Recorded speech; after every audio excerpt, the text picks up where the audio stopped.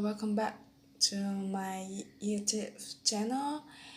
And it's been a long time I haven't uploaded my video. So today I will come back with a topic how vaccines work. And this topic is from spotlightenglish.com. So let's get started. Today's Spotlight program is about vaccines. These medicines are changing lives all over the world. But how exactly do they work? What are they? We will explore vaccines today on Spotlight. You may have heard our program about the history of vaccines. That program told about Dr. Edward Jenner. He wanted to stop a disease called smallpox. Smallpox was an ancient and deadly disease. It caused the death of many people. Dr. Jenner experimented with smallpox and cowpox. Cowpox is a disease that is very similar to smallpox. It mostly infects cows, but it can infect humans too. It is much less severe than smallpox. Dr. Jenner proved that if people became infected with cowpox, they would be immune to smallpox. That is, they would not become infected with smallpox. Dr. Jenner's research helped him to develop the first vaccine. Vaccination is the process of placing particular infected material inside a person to help protect the body against diseases. Vaccines led to the end of the horrible disease smallpox. Vaccines have also reduced the number of deaths from other diseases. Today, many governments require their people to have vaccinations, and some vaccines are provided for free.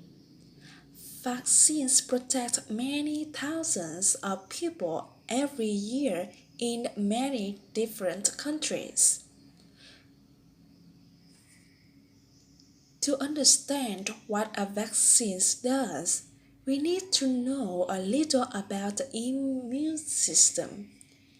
Everyone has an immune system. This system helps to protect people from diseases. It is a complex system of organs and fluids. They work together to fight and destroy viruses and bacteria inside a person's body. A virus is a very small organism. A person cannot see it. But this small organism can cause a lot of trouble. A virus invades a cell inside a person's body.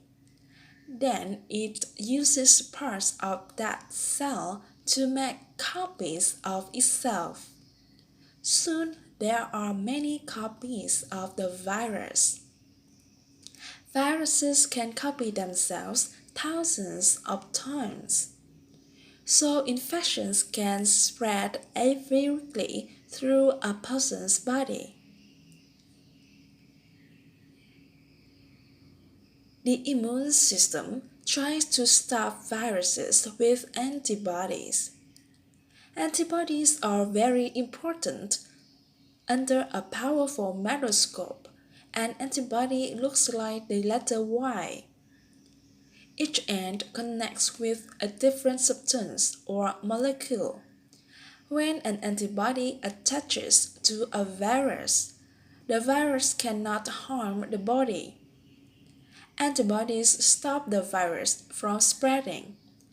A person's body makes a special antibody for each particular virus.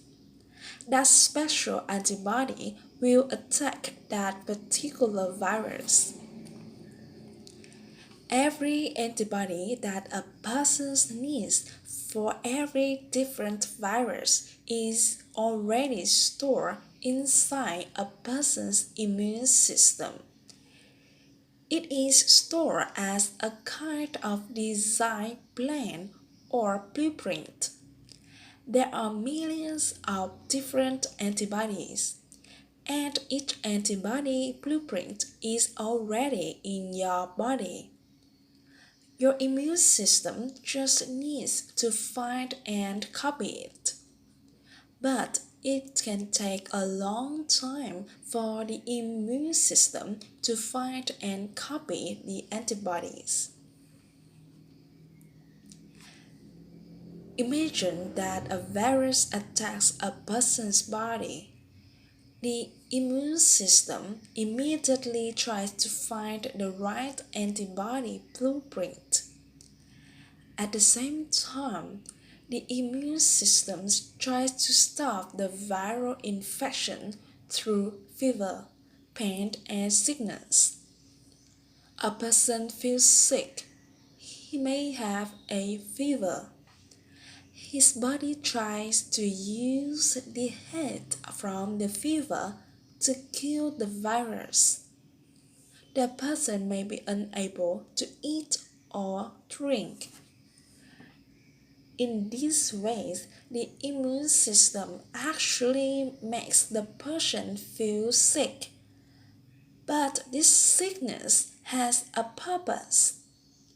These reactions from the person's body try to slow the spread of the virus. This gives the person more time to produce the correct antibodies. When a person's body cannot find and produce enough antibodies to fight the virus, they die. A vaccine is generally a very weak form of virus. This weakened form of virus is usually injected into a person's body. A vaccine encourages the immune system to create antibodies for that virus. It shows the immune system what the virus looks like. So, if the real virus threatens the immune system already has the correct antibodies to fight it. There are a few different kinds of vaccines. Scientists use each different kind depending on the virus they are attacking. Here are a few of them. One kind of vaccine is a killed vaccine. Scientists use a chemical, heat, or another method to kill the virus.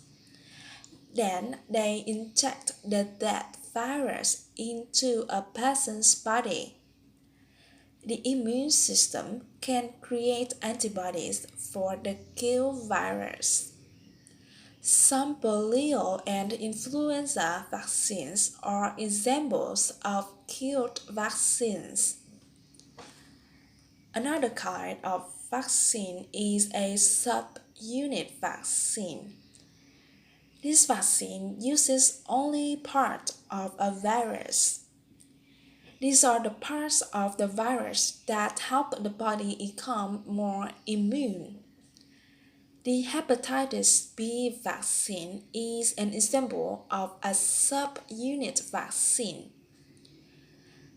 Scientists and doctors consider these two kinds of vaccines the safest. These vaccines are also usually less painful than other vaccines. They cannot cause disease in people with weak immune systems.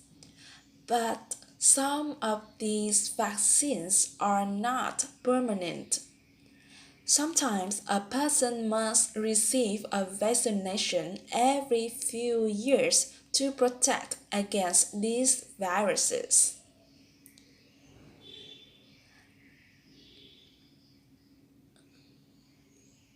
Another kind of vaccine is an attenuated vaccine. Doctors believe these vaccines are the most effective. This is because they are live organisms. Often, people who receive attenuated vaccines never need more vaccinations for that particular virus. But attenuated vaccines can do things that doctors do not expect. In a few extremely rare cases, these live vaccines can change into the original virus. The vaccine could infect the person instead of protecting him. This does not happen very often, and doctors make sure that the vaccines are as safe as possible. There are attenuated vaccines for mumps, measles, and rubella. Cute subunit and attenuated vaccines are only three kinds of vaccines.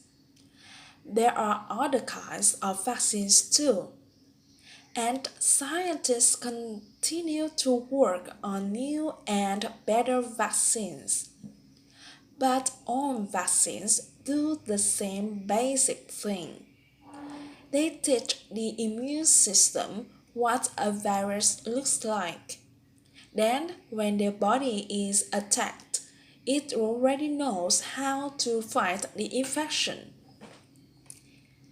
Humans' bodies are very complex, and they are also very amazing.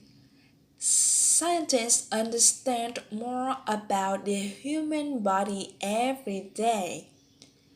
When people understand more about their bodies, they can make better choices about medicines. They may also have less fear of medicines like vaccines. Thank you for your listening. Please give the comments what are you thinking about my voice in the comment box below. I would appreciate if you give me your opinions to improve my speaking skills. Thank you.